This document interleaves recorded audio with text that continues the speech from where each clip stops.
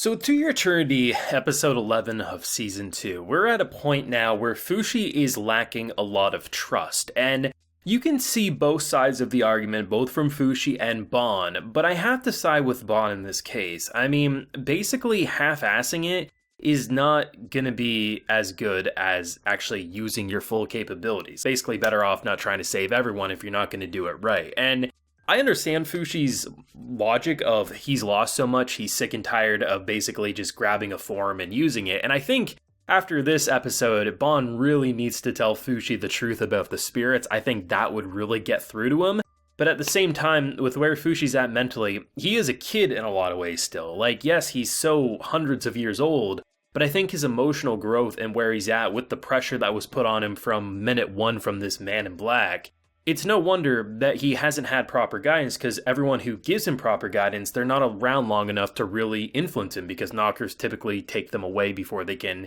impact him past a couple of emotional highlights. Bon, however, I think is worthy of being a king, and I think what he says makes a lot of sense. He's not looking at it as, we're just throwing you some bodies so you have your safety net. We're doing it because Bon, well, obviously knows the truth about the spirits and everything, but he also looks at it as this is the only way to actually keep people safe. Very interesting concept, but it is worrisome, but I'm sure Fushi will bounce out of it sooner rather than later. Now, I do have a full live reaction to today's episode available on the Patreon, so if you want to see that, do consider supporting if you wish. But let's talk about this, right? I mean, we are over halfway now through this second season, and I'm sticking to my guns. This is hands down my favorite content that we've seen. The number of new fascinating characters, I mean, we get introduced to a few new characters who are basically going to be his safety net, but also, I mean, I just love the logic of the one guy who, more or less, you know, he was ready for death, and after being beaten by his father, after more or less his grandma was deathly ill, the fact that he was hoping the knockers would take his life to then having a change of tune after he saw more of the life and got better context. I think it's so interesting to see Fushi arguably at his angriest without lashing out in the way that he's hitting people or he's saying, I'm going to kill you. But he's saying, I don't trust you. And almost is saying, I don't need you. I don't believe in what you believe and I'm going to do it my way. Bon is going about things very logical. He understands you need to kiss the princess's feet. He understands there's ways to do things to keep people safe. And while Fushi's doing a lot of clever things like basically touching everything in this city so if anything happens like a building unexpectedly coming down, he can bring it back to where it was when he first discovered it. And to see them just butt heads, one of my favorite things that any mythologies will do, whether it's a game, whether it's a book, but you take any sort of god complex, right? You have people who are better and bigger than humans.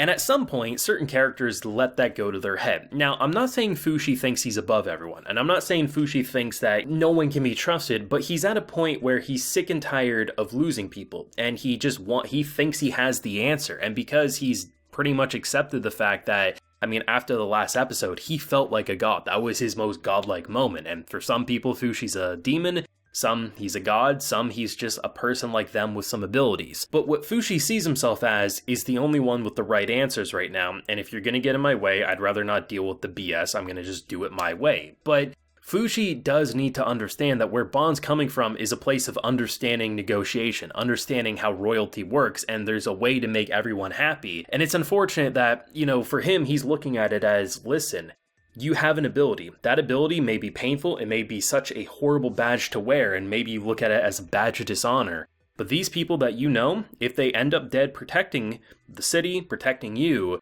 you will have another body that you can use. And at some point, Fushi's going to realize that spirits that stick around will also be able to come back if he makes them a vessel. The thing that's so interesting is the fact of the matter is, like, what is the concept of death in this world? So we know there's a form of afterlife in some way, that the spirits that choose to pass on, they get to rest. Whether it's something that's just a peaceful end, they get a second chance in the case of, as we see with our horse, a reincarnation, or you get the case of actually being revived in the case of, well, some of these characters that are bound to be. But for Fushi, it's an interesting thing because you have these knockers that are saying the human flesh holds you down, we're trying to release the fae, the souls. You have Fushi, who's sick and tired of seeing people die, and most importantly, basically having to transform into the dead because it's a reminder that he's more or less stealing their identity. And then you have someone like Bon, who has the grand vision, and at this point, it feels harder to defend him not telling. The only thing that kind of makes sense is Fushi is at a very unstable mentality,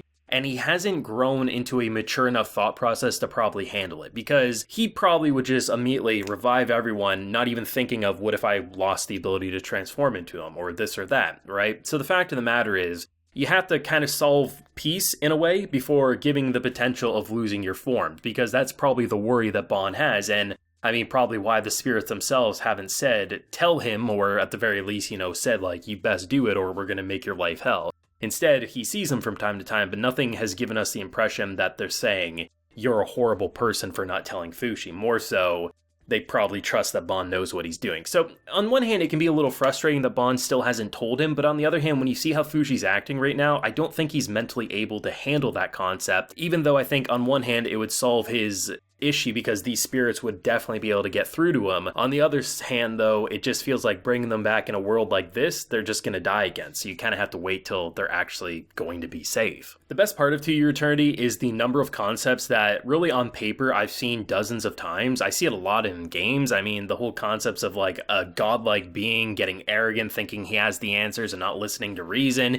The concept of immortals, hell, even transforming into other characters. But To Your Eternity and this author is a masterclass example of taking things you know on paper and transforming them into something so brilliant. And I think one of the more unexpected funny moments that just comes down to keep it in your pants, bro, is after like the initial fight between Bond and Fushi and he leaves. Kaku comes in, he's like, I never trusted him anyway, but you can trust me. And Fushi, I swear to God, this is some side eye my cat gives me from time to time. Just looks at him like a dead ass, like, I'm like, oh my god, he doesn't trust you either. Like, Fushi just feels very distant, and I think it kind of makes sense given he was isolated for a while and he became one with the forest. But it is worrisome. Do I think it's hopeless? Oh, absolutely not. Do I think it provides for great drama? Oh, absolutely. I wouldn't change a thing. I just think I can recognize where both characters are coming from, but it's so much easier to side with Bond. The only thing that makes me a little more hesitant to completely side with Bond is the part of me and the voice in the back of my mind saying, if he told Fushi the truth about the spirits, would that calm him down and maybe gain that trust again? But then when you see how Fushi's acting emotionally, it feels like he's not mature enough to handle that, and if he was told that, he would probably lose all his forms. Like, that's kind of my